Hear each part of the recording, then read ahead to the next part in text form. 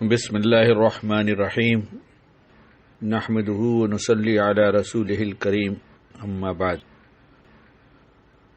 حدیث شریف کا مفہوم ہے کہ اللہ تعالی بلند ہمتی کو پسند فرماتے ہیں اور بلند ہمتی زندگی میں کامیابی کی ضامن ہے۔ جو آدمی روزانہ اپنا ارادہ تبدیل کرنے کا عادی ہو اور کبھی اس کو عملی جامہ نہ پہنائے،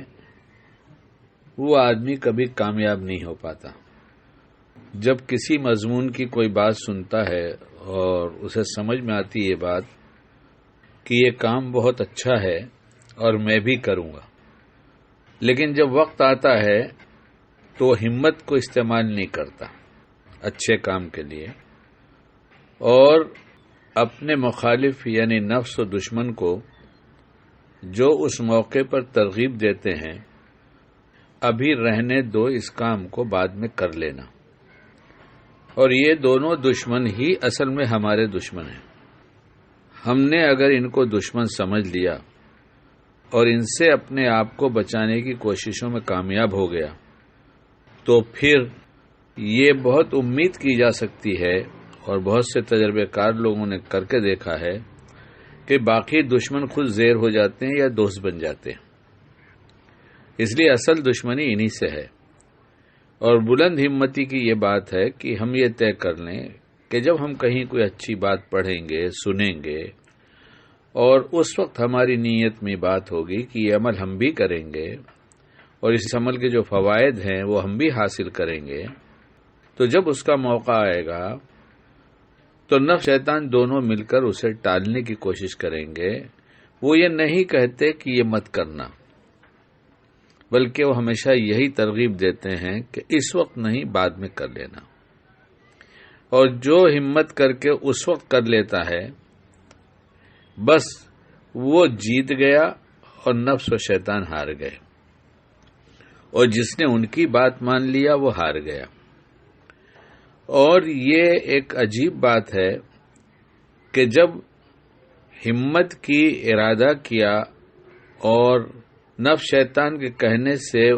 اس عمل کو چھوڑ دیا تو دھیرے دھیرے یہ ہماری طبیعت بن جاتی ہے، اور وہ دونوں شاطر یہ سمجھ جاتے ہیں کہ اس کو اچھے اچھے ارادے کرنے دو، یہ تو جب کرنے کا موقع آئے گا تب ہم کام کریں گے، بلکہ اچھے ارادے کے وقت خود تائید کرتے ہیں، ہاں بہت اچھا کام، یہ وساوس کے ذریعے ہوتا ہے، کوئی آواز نہیں آتی، سائلنٹ میسج ہوتا ہے،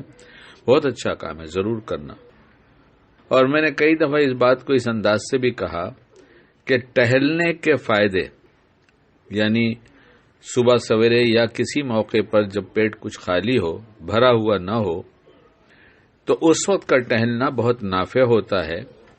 اور اپنے حال کے مطابق اگر یہ کام کرنا بھی ہو، ٹہلنا بھی ہو، اور موقع ایسا ہے کہ کھانے کے بعد، تو کتنی دیر کے بعد کتنی رفتار سے کیسے چلنا، یہ اپنے الگ الگ احوال ہیں، کسی جانکار سے بات معلوم کر لی جائے، ورنہ صبح کا ٹہلنا ہی بہت نافع ہے، یا عصر سے کے بعد فوراً ٹہل لیا کہ کھانا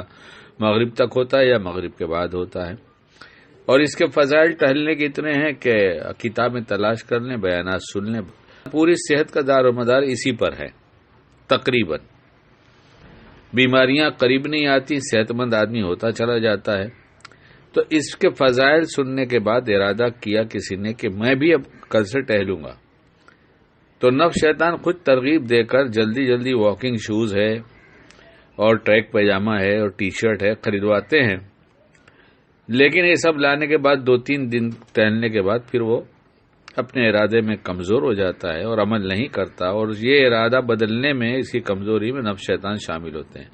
اس وقت اگر بلند ہمت بن جائے اور اپنے عزم اور اپنے ارادے کو عملی شکل پہنانے کی صورت کرنا شروع کر دے، تو پھر اس کی طبیعت یہ بن جائے گی کہ ہر موقع پر دھیرے دھیرے یہ نفس شیطان سے مقابلہ کرے گا اور ہمت کر کے وہ کام کر لے گا اور کامیاب ہوگا۔ اللہ ہمیں موقع کی سوجھ بوجھ عطا فرمائے اور وہ کرنے کی توفیق دے جو اللہ پاک کو پسند ہے۔